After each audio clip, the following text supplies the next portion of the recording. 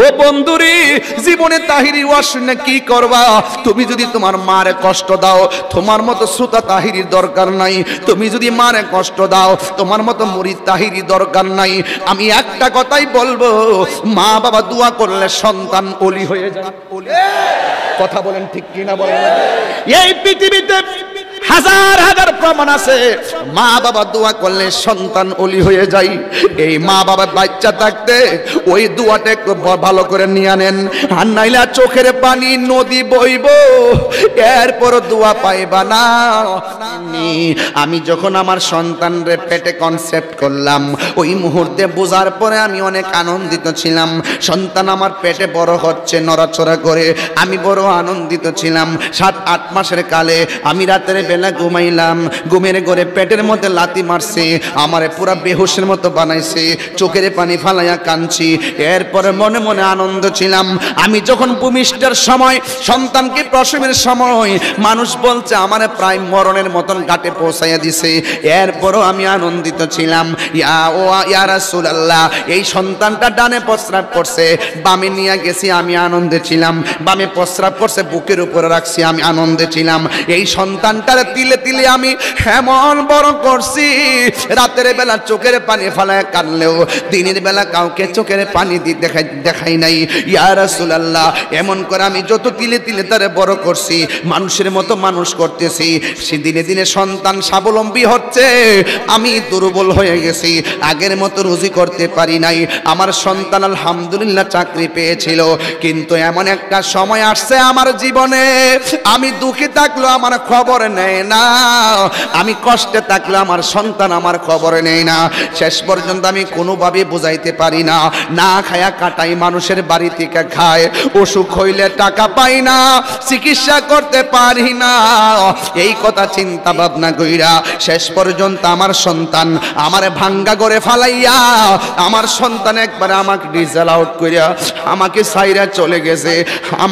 আমার কষ্টের পরিধি একদম দেয়ালের মধ্যে লেগে গেছে, আমি আর তাকতে পারি না। আমি আল্লাহর কাছে বলছি, আল্লাহ, যে এই পোলারে দেখা স্বপ্নে দেখলাম, এই পোলা আমারে ফালাইয়া চলে গেছে, আল্লাহ আমার পোলা আমারে যেমনে কষ্ট দিছে, তুমি এমন ভাবে কষ্ট দিবা, আমার আল্লাহ যে আমি পাগলনির দোয়াটা কবুল করছে, আমার মতো সৌভাগ্যবতী আর কে আছে? আল্লাহ যে আমার ডাকটা শুনছে, এই জন্য আমি আজকে আনন্দিত। চিৎকার মেরে কি আল্লাহু আকবার বলা যাবে না?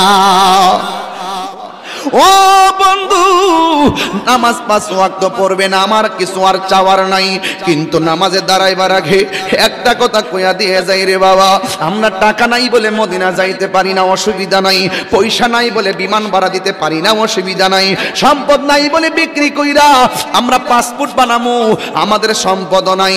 এখন তুমি কি করবা? শোনো শোনো, আমার নবী, আপনার নবী বলেন, তোমরা যারা টাকা নাই, পয়সা নাই, আর পৃথিবীর মধ্যে যারা আছো, আমি আল্লাহ ঘরের মধ্যে মক্কা মদিনা কায়েম করে দিলাম।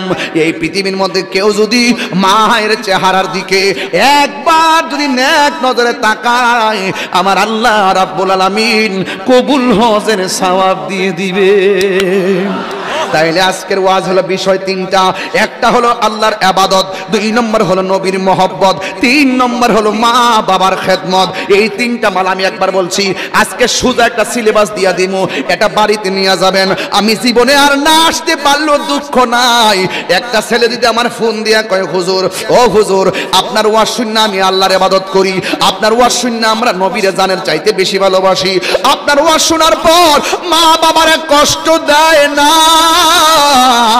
আমি তাহিরি জীবন ধন্য হয়ে যাবে।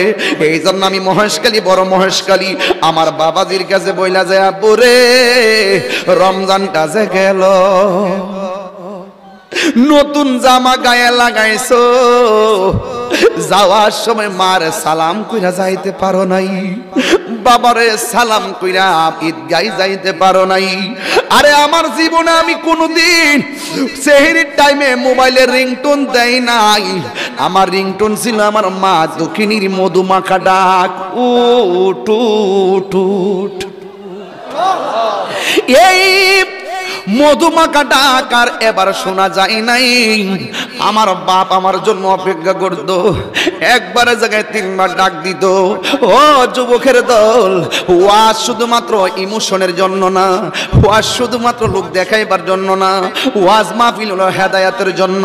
আমি আল্লাহর ইবাদতের কথা কইলাম, নবীর শান মানের কথা কইলাম।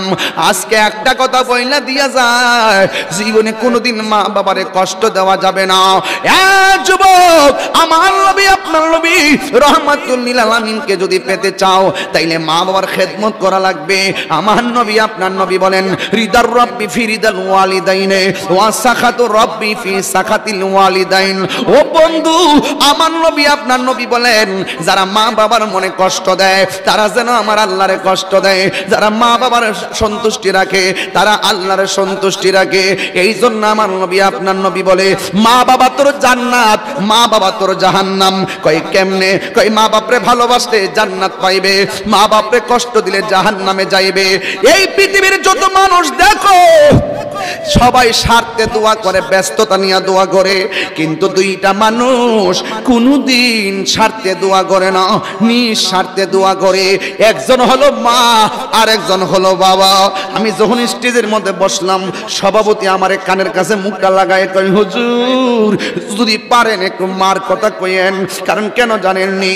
ও বন্ধুরি, জীবনে তাহিরি ওয়াজ শুনে কি করবা?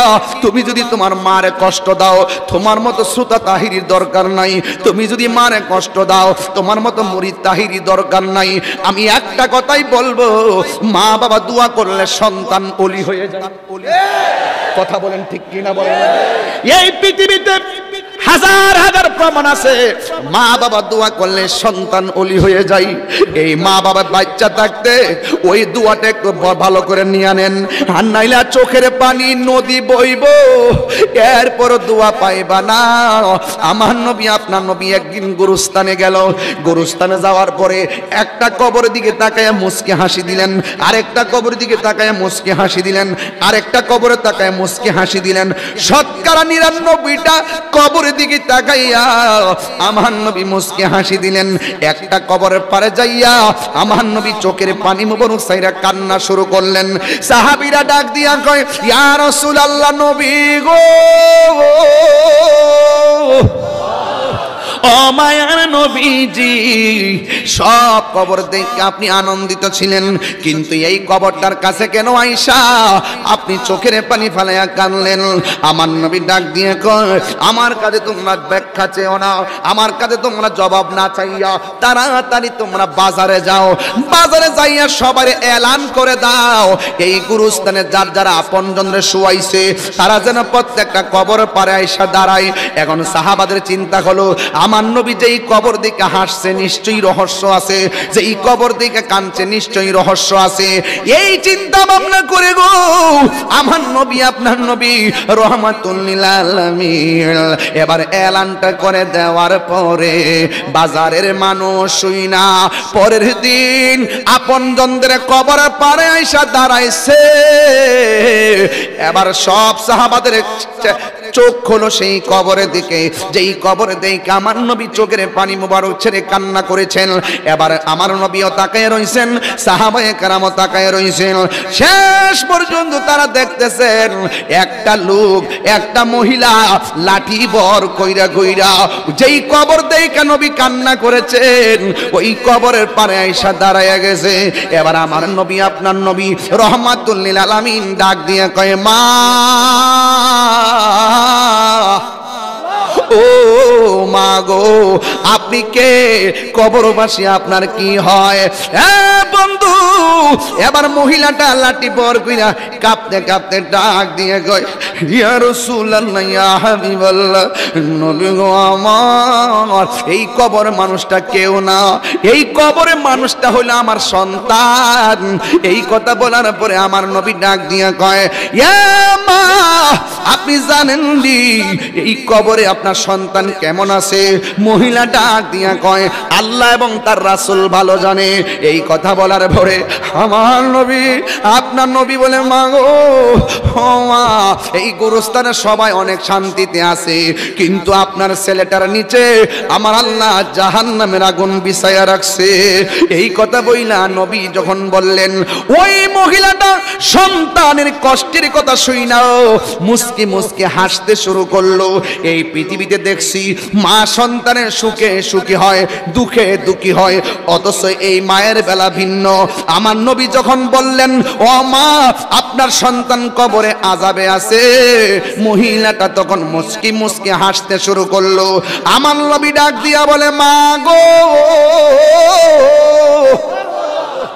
ও মা, সন্তান বিপদে থাকলে মা কোনোদিন হাসতে পারে না, আপনি কেন হাসতেছেন? ওই মুহূর্তে মহিলাটা ডাক দিয়া বলে, ইয়া রাসূলুল্লাহ, আমি হাসবো নাকি কাঁদতামনি? আমি হাসি কেন জানেননি? আমি যখন আমার সন্তানরে পেটে কনসেপ্ট করলাম, ওই মুহূর্তে বোঝার পরে আমি অনেক আনন্দিত ছিলাম। সন্তান আমার পেটে বড় হচ্ছে, নড়াচড়া করে, আমি বড় আনন্দিত ছিলাম। 7-8 মাসের কালে আমি রাতের বেলা ঘুমাইলাম, ঘুমের ঘরে পেটের মধ্যে লাথি মারছে, আমারে পুরা বেহুশের মতো বানাইছে, চোখের পানি ফালাইয়া কাঁদছি। এরপরে মনে মনে আনন্দ ছিলাম। আমি যখন ভূমিষ্ঠের সময়, সন্তানকে প্রসবের সময়, মানুষ বলছে আমারে প্রায় মরণের মতন ঘাটে পৌঁছাইয়া দিছে, এরপরও আমি আনন্দিত ছিলাম। ইয়া রাসূলুল্লাহ, এই সন্তানটা ডানে প্রস্রাব করছে, বামে নিয়ে গেছি, আমি আনন্দে ছিলাম। বামে প্রস্রাব করছে, বুকের উপরে রাখছি, আমি আনন্দে ছিলাম। এই সন্তানটারে তিলে তিলে আমি এমন বড় করছি, রাতের বেলা চোখের পানি ফালায় কাঁদলেও দিনের বেলা কাউকে চোখের পানি দেখাই নাই। ইয়া রাসূলুল্লাহ, এমন করে আমি যত তিলে তিলে তারে বড় করছি, মানুষের মতো মানুষ করতেছি, সে দিনে দিনে সন্তান স্বাবলম্বী হচ্ছে, আমি দুর্বল হয়ে গেছি, আগের মতো রুজি করতে পারি নাই। আমার সন্তান আলহামদুলিল্লাহ চাকরি পেয়েছিল, কিন্তু এমন একটা সময় আসছে আমার জীবনে, আমি দুঃখে থাকলেও আমার খবর নেয় না, আমি কষ্টে থাকলে আমার সন্তান আমার খবর নেই না। শেষ পর্যন্ত আমি কোনোভাবে বুঝাইতে পারি না, না খায়া কাটাই, মানুষের বাড়ি থেকে খায়, অসুখ হইলে টাকা পাই না, চিকিৎসা করতে পারি না। এই কথা চিন্তা ভাবনা কইরা শেষ পর্যন্ত আমার সন্তান আমারে ভাঙ্গা করে ফালাইয়া, আমার সন্তান একবারে আমাকে ডিজেল আউট কইরা আমাকে সাইরা চলে গেছে। আমার কষ্টের পরিধি একদম দেয়ালের মধ্যে লেগে গেছে, আমি আর তাকতে পারি না। আমি আল্লাহর কাছে বলছি, আল্লাহ, যে এই পোলারে দেখা স্বপ্নে দেখলাম, এই পোলা আমারে ফালাইয়া চলে গেছে, আল্লাহ, আমার পোলা আমারে যেমনে কষ্ট দিছে, তুমি এমন ভাবে কষ্ট দিবা, আমার আল্লাহ যে আমি পাগলনির দোয়াটা কবুল করছে, আমার মতো সৌভাগ্যবতী আর কে আছে? আল্লাহ যে আমার ডাকটা শুনছে, এই জন্য আমি আজকে আনন্দিত। চিৎকার মেরে কি আল্লাহু আকবার বলা যাবে না? ও মা, আপনি আনন্দিত, আমি তো নবী, আমার তো উম্মত। চিন্তা করেন ব্যাপারটা। এবার আমার নবী ডাক দিয়ে কে, আল্লাহ, ও আল্লাহ, আমার নবীর মতো মুস্তাজিব দাওয়া কেউ নাই। রাসূল যদি বলে আল্লাহ দাও, আল্লাহ দেয়। রাসূল যদি বলে আল্লাহ নাও, আল্লাহ নেয়। রাসূল যদি বলে আল্লাহ মাফ করে দাও, আল্লাহ মাফ করে দেয়। আমার নবীর মতো মুস্তাজিব দাওয়া কেউ না। রাসূল ডাক দিয়ে কে, আল্লাহ, এই মহিলাটা সন্তানকে স্বপ্ন দেখে প্রসব নিয়েছে, আবার ভূমিষ্ঠ করেছে, অনেক মহব্বত দিয়ে লালন পালন করেছে, শেষ পর্যন্ত সন্তানের কষ্টে অতিষ্ঠ হয়ে বদদুয়া দিয়েছে, তুমি কবুল করেছো। তোমার কাছে একটা দাবি আমার, আমি হয়তো কবর আযাব দেখতেছি, ওমা ইয়াস্তাবিল আহইয়াউ ওয়ালাল আমওয়াত ইন্নাল্লাহা ইউসমিউ মাইয়াশা। আল্লাহ যারে ইচ্ছা করে তারে কবরের আযাব দেখার ক্ষমতা দেয়। রাসূল কবরের আযাব দেখতেন, দেখার ক্ষমতা আসেনি? এই আমার আওয়াজ হয় না কেন? আপনার কি বিরক্তি লাগতেছে? আমি কি দলিলের বাইরে বলতেছি? আমার নবী দেখার ক্ষমতা আছে না নাই? আর জোরে আছে না নাই? আমার নবীকে দেখার ক্ষমতা দিছে কে? আমার নবী উপরে দেখে কি দেখে না? নিচে দেখে কি দেখে না? ডাইনে দেখে কি দেখে না? বামে দেখে কি দেখে না? ইন্নাল্লাহা যাওয়ালিয়াল আরদু ফারাআইতু মাশারিকাহা ওয়া মাগারিবাহা। ডানে বামে সামনে পিছনে যা আছে, রাসূল বলেন ফাওয়াল্লাহি মা ইখফা আলাইয়া খুশুকুম ওয়া লা রুকুকুম ওয়া রুকুকুম। তোমাদের খুশু, তোমাদের বাহিরে ভিতরে তোমরা কিভাবে পিছনে নামাজ পড়ো, আদবটা কেমন আছে আমি সামনে যেমন দেখি পিছনেও তেমন দেখি। আরো বোঝাতে হবে, আরো বোঝাতে হবে, আরো বোঝাতে হবে। খবরদার, খবরদার, মুসলমান হইলে হওয়ার মতো হন। আমরা দেশে কিন্তু বহুত মানুষ আছে জিন্দাউলি, আসেনি? জিন্দাউলি আসেনি? ও তো নাটক যে জানে রে বাবা, এমন নাটক মনে সিরিয়াল ফিল্ম। বাপ রে বাবা, বাবারে এগুলা বন্ধ করেন। মুখে যা বলেন অন্তরে অন্তর ঠিক করেন। এই জন্য বলছি নীল নদের পানি যেমন নীল না, সবার ইসলামও কিন্তু ইসলাম না। কথা কন ঠিক না বেটি? রাগ করেন না আমার সাথে, রাগ করেন না, গুসা করেন না আমার সাথে। নাটক কম করো প্রিয়।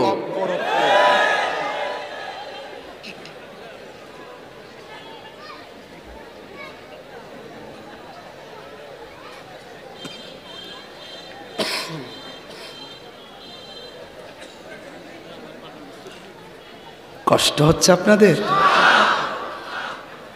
এখন কি ব্যথা লাগতেছে?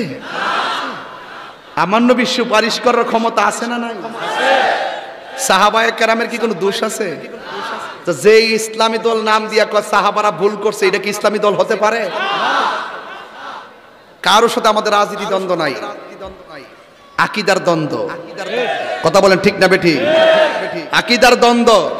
কিসের দ্বন্দ্ব? আকীদার দ্বন্দ্ব। কথা হবে দলিলে। কথা বলেন ঠিক কি না? অনেকে বলবেন যে আমার মনে হয় আমি প্রতিহিংসা শুরু করছি। না, আমরা চাই সব উলামায়ে কেরাম এক হই,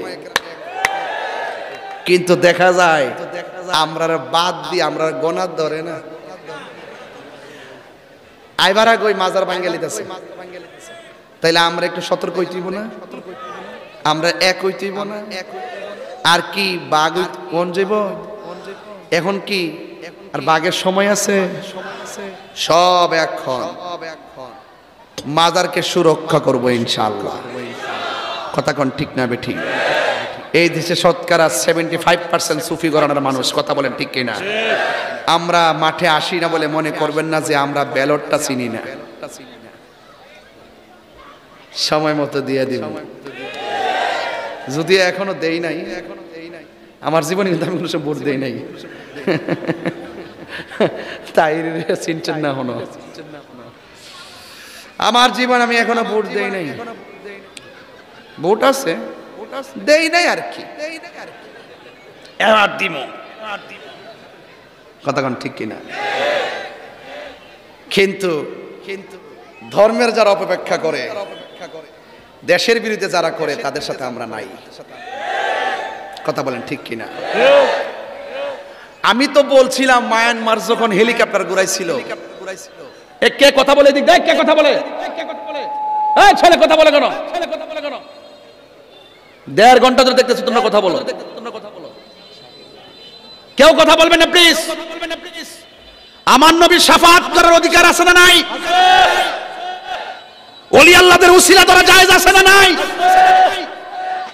মাজার জিয়ারত করা জায়েজ আছে না নাই? কবর জিয়ারত জায়েজ আছে না নাই? সাহাবায়ে কেরামের সমালোচনা করা যাবে? তো এগুলো আমরা কাছ থেকে বোঝার চেষ্টা করবেন। অনেকে মনে করেন আমরা ব্যক্তিগত হিংসা করি না। এই জন্য সাবধান বলে দিলাম, ভালো হয়ে যান, সংশোধন হয়ে যান। কথা বলেন ঠিক কিনা? কথা বলছিলাম যে রাসূল কবরের নিচে কি আছে না আছে রাসূল দেখার ক্ষমতা আছে না নাই? এই ক্ষমতা নবীর দিছে কে? আরো যে দিছে কে? আল্লাহ দিছে। আজকে দেখলাম এক মৌলবী ওয়াজ করতেছে, এটার নাম দিছে উগান্ডার কালাপাড়া।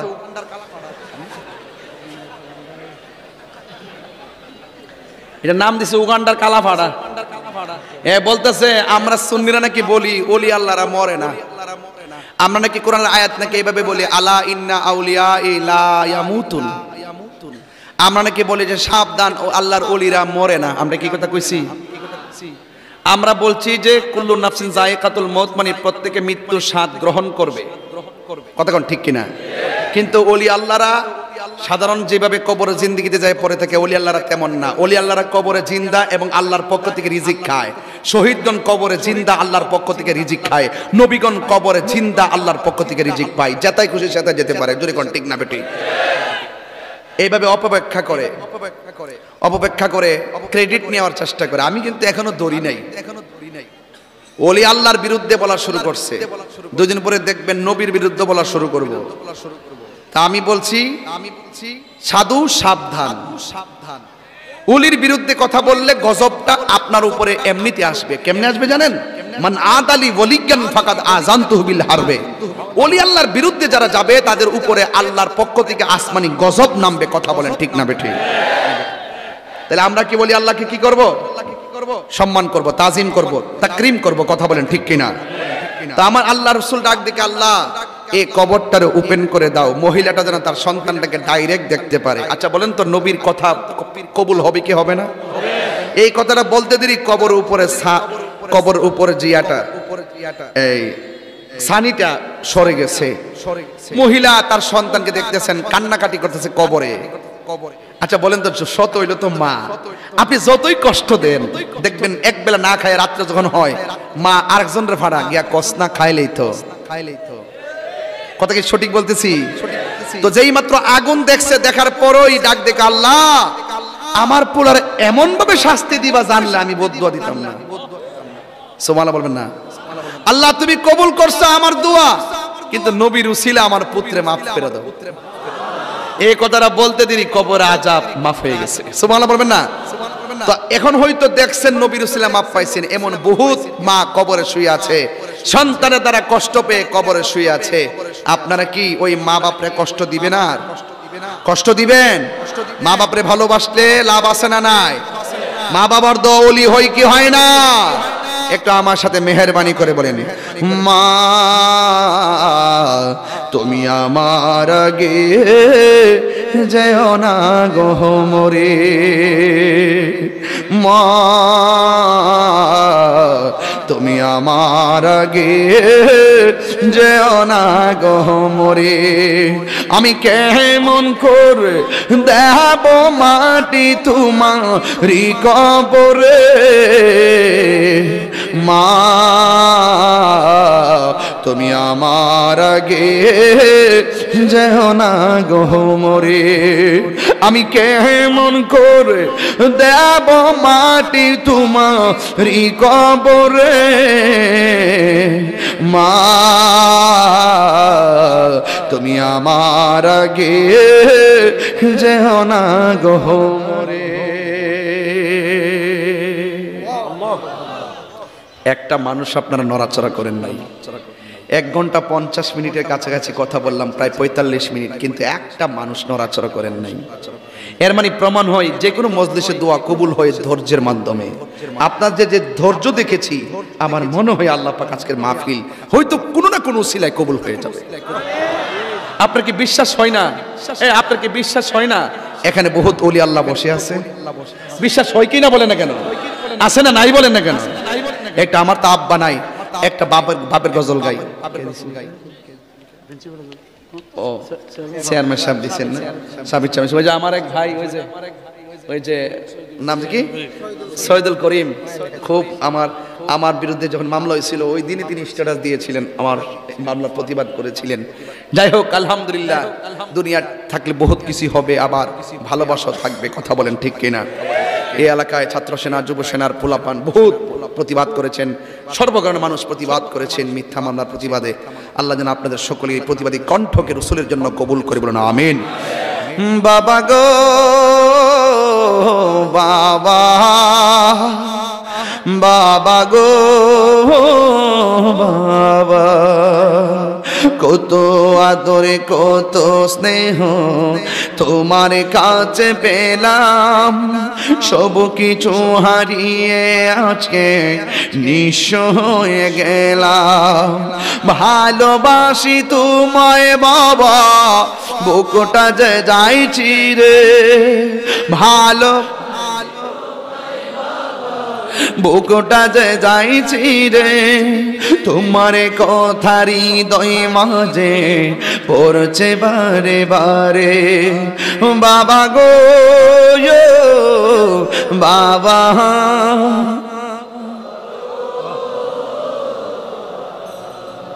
আল্লাহ পৃথিবীর সব বাপ মাকে জান্নাতবাসী করুন আল্লাহ এই যুবকদেরকে মা বাবার আশিক বানিয়ে দেন আল্লাহ যে মা বাপ বেঁচে আছে এদেরকে নেক হায়াত দান করেন আল্লাহ আমার অডিশনে যারা এই আমার স্টেজে যারা বসে আছেন সামনে যারা পিছনে যারা আছেন আল্লাহ আজকে আমরা যেভাবে বসছি ঠিক এভাবে আমার নবীর কদমে জান্নাতে কবুল করেন আর যদি বলেন আমিন আমার এক ভাই নাসির ভাই আমারে দুই তিনবারই বলে ফেলছে একটা কথা আমরা তো সহযোদ্ধা একসঙ্গে ওয়াজ নসিহত করি হয়তো ওনার কাছে বিভিন্ন আবেদন আসছে উনি হয়তো তাদের পক্ষ থেকে আমাকে বলছেন একটা আজান দেওয়ার জন্য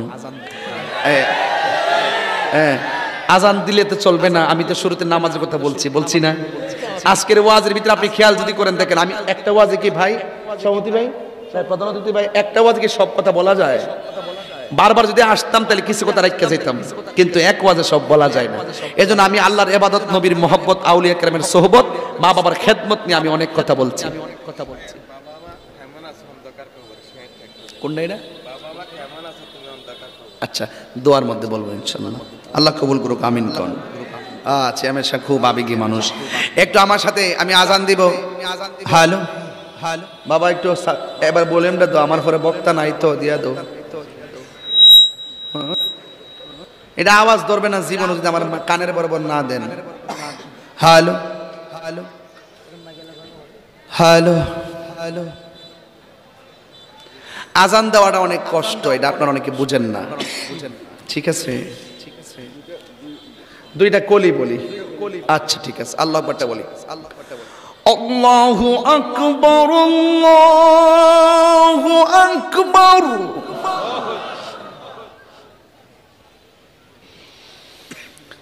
আল্লাহু আকবার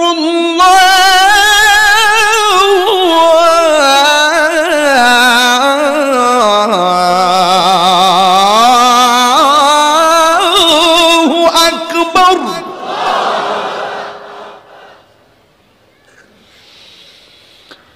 আশহাদু আল্লা ইলাহা ইল্লাল্লাহ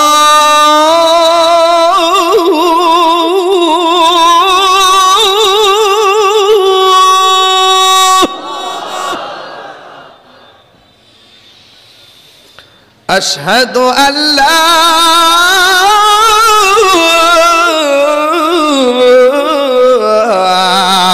إله إلا الله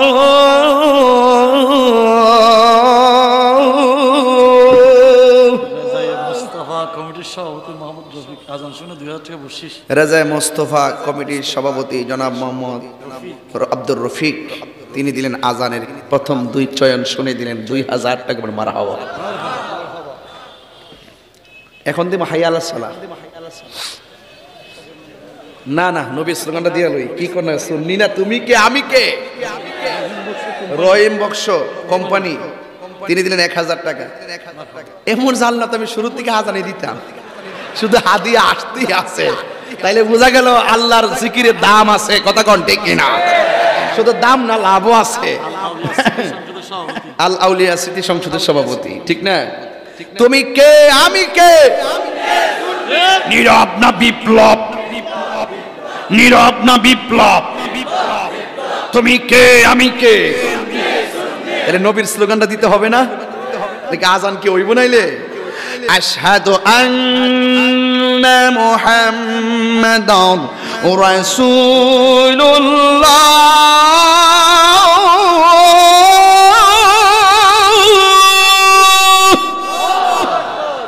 অসংখ্য মাহবুবের উপস্থিত একজন মহিলা আপনার জন্য একজন মা দিবেন 1000 টাকা মারহাবা আশহাদ মা বন্ধু কি আশ্বাস কে ওয়াজে জি প্রজেক্টর আশহাদু আন্না মুহাম্মাদার রাসূলুল্লাহ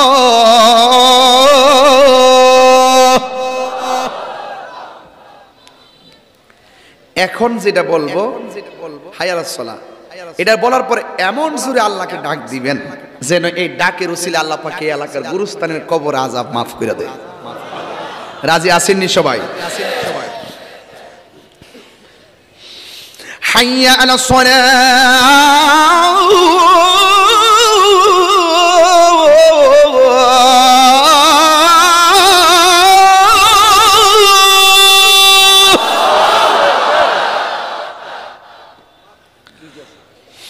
حي على